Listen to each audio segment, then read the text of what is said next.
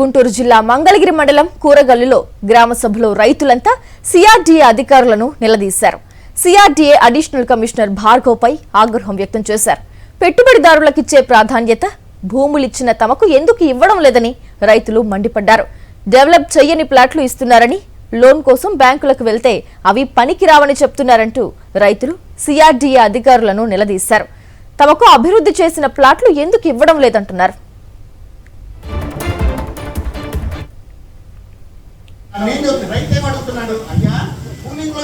రైతుల భూమి ప్రయారిటీ అవుతుందా, ప్రైవేట్ ఇన్వెస్టర్లు ప్రయారిటీ అవుతారని నేను చిన్న క్వశ్చన్ అడిగాను. మీరేమంటున్నారు?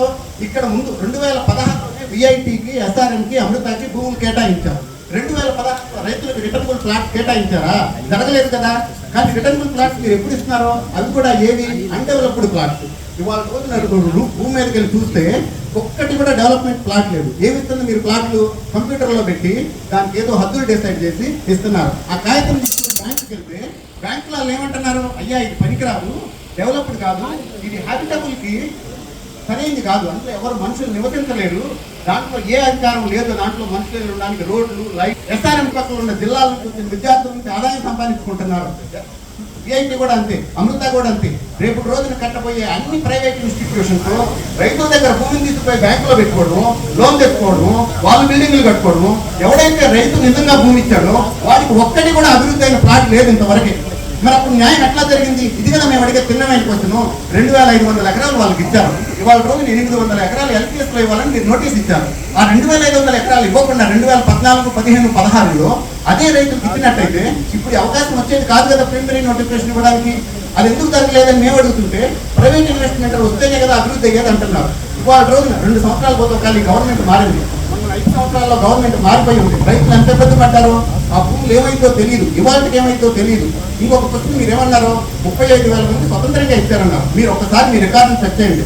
మీకు చేతులు మారి నిజమైన భూములు ఇచ్చిన రైతులు ఎవరు, రైతుల దగ్గర కొని ఇచ్చిన భూములు ఎవరు? అది చేస్తే 90% మంది రైతులు భయపడి అమ్ముకుంటే వాళ్ళ అవసరాల వల్ల ఎవరు రైతులు నిలబడలేరు. మేము ఈ రోజు మాకేం ఉద్యోగాలు లేవు, అదే భూమి మీద మేము బతకాలి, వ్యవసాయం చేసుకొని బతకాలి. మాకు వచ్చే ఆదాయం ఎంత ఉంటుంది? 30,000, 35,000 ఒక ఎకరానికి. నా దగ్గర 4 ఎకరాలు ఉంటే నాకు వచ్చే ₹1,00,000. ₹1,00,000 నేను సంవత్సరం మొత్తం నా కుటుంబాన్ని పోషించగలనా? ఒక ఉద్యోగికి నెలవంగానే ₹50,000, ₹60,000, ₹1,00,000 వాళ్ళ హోదాను బట్టి వస్తుంది. వాళ్ళు బతకగలరు. రైతు ఎలా బతుకుతాడు? మరి మేము మాకు అప్పులు ఉండవా? భూమి అమ్ముకోవాలంటే భూమి అమ్ముకునే కదా మేము బతికేది. ఈ 12 సంవత్సరాల నుంచి అమ్ముకున్న రైతులు మొత్తం కూలింపులో వచ్చేసి ఆ కొనుక్కున్నాళ్ళు కూలింగ్ ఇచ్చి అట్లా మాకు స్వచ్ఛందంగా ఇచ్చారని చెప్పుకోవడం ఎంతవరకు న్యాయం అయింది? ఇప్పుడు మీరేమంటున్నారో మొత్తం వచ్చేసింది కాబట్టి ఇక మీకు కొంతమంది మాత్రం ఏదో 4%, 5% మిగిలారు కాబట్టి వాళ్ళు మాకు ఇచ్చేయాలి, లేకపోతే మేము లాక్కుంటాం అంటున్నారు. ఒకవైపు కూలింగ్, ఇంకొక వైపు సేకరణ. 2 బెత్తాలు మీరు ప్రభుత్వం అధికారం ఉందని చెప్పేసి నడుపుతా ప్రజలను భయభ్రాంతులను చేస్తా, రైతులను భయభ్రాంతులను చేస్తా, ఇంకొక దారి లేకుండా తీసుకోవడం ఏ విధంగా న్యాయం అయింది? ఇది కదా మేము అడుగుతుంది. దానికి సరైన సమాధానం చెప్పలేదు కదా మీరు. పూర్తి డీటెయిల్స్ అందించేందుకు మా కరెస్పాండెంట్ అశోక్ ఫోన్ లైన్ ద్వారా జాయిన్ అవుతున్నారు. అశోక్, చెప్పండి, ఏదైతే పనికిరాని ప్లాట్లతో పాటు కనీసం పెట్టుబడిదారులకు ఇచ్చే ప్రాధాన్యత కూడా భూములు ఇచ్చిన తమకు ఇవ్వడం లేదు అంటూ గ్రామ సభలో రైతులంతా కూడా సిఆర్డీఏ అధికారులను నిలదీసిన ఇన్సిడెంట్ మనం చూస్తున్నాం. పూర్తి డీటెయిల్స్ ఏంటి అశోక్? మంగళగిరి మండలం కూరగల్లులో సిఆర్డీఏ అధికారులు గ్రామ సభ నిర్వహించారు. ఈ గ్రామ సభలో CRDA additional commissioner Bhargav Tej కూడా హాజరయ్యారు. ఆయనతో పాటు కొంతమంది సిఆర్డీఏ అధికారులు హాజరయ్యారు.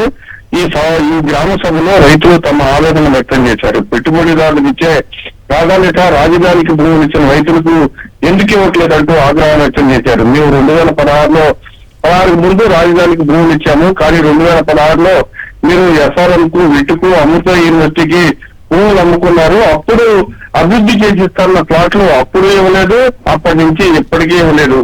మరి మీరు అభివృద్ధి చేసిన ప్లాట్లు ఇవ్వకపోతే మేము ఎలా బతకాలి, మా పిల్లలకు పెళ్లి ఎలా చేయాలి అంటూ ఆవేదన వ్యక్తం చేశారు. పూర్తిగా ఏదో కంప్యూటర్ లో ఒక స్థలం పెట్టి దానికి 4 హద్దులు పెట్టి ప్లాట్ ఇచ్చేసాము అంటే, మేము బ్యాంకులకు లోన్కి వెళ్తే ఆ లోన్ అధికారులు అసలు మీ ఈ ప్లాటే పనికిరాదు, మీకు మేము లోన్ ఇవ్వలేమంటూ తేల్చి చెబుతున్నారంటూ ఆవేదన వ్యక్తం చేశారు. అయితే రైతులు అడిగిన ప్రశ్నకు అధికారుల నుంచి ఎటువంటి సమాధానం రాలేదు. ఇంతేకాదు, మీరు స్వచ్ఛందంగా రాజధానికి భూములు ఇచ్చారని చెప్తున్నారు. కానీ స్వచ్ఛందంగా రాజధానికి భూములు ఇచ్చిన రైతులు ఎంతమంది? రైతుల దగ్గర నుంచి కొనుగోలు చేసి రాజధానికి ఇచ్చిన వారు ఎంతమందో విచారణ ఇచ్చే తెలుస్తుంది. మీరు ఒకేసారి రాజధానికి భూ సమీకరణ అంటున్నారు, భూసేకరణ అంటున్నారు. భూ సమీకరణ ద్వారా రాజధానికి భూములు ఇవ్వకపోతే భూసేకరణ ద్వారా బలవంతంగా భూములు లాక్కుంటామంటే బెదిరిస్తున్నారు. ఇది ఎంతవరకు కరెక్ట్? అధికారం ఉంది కదా అని మీ ఇష్టం వచ్చినట్టు చేస్తే కుదరదంటూ రైతులు ఆగ్రహం వ్యక్తం చేశారు. Reshma. Right, thank you Ashok.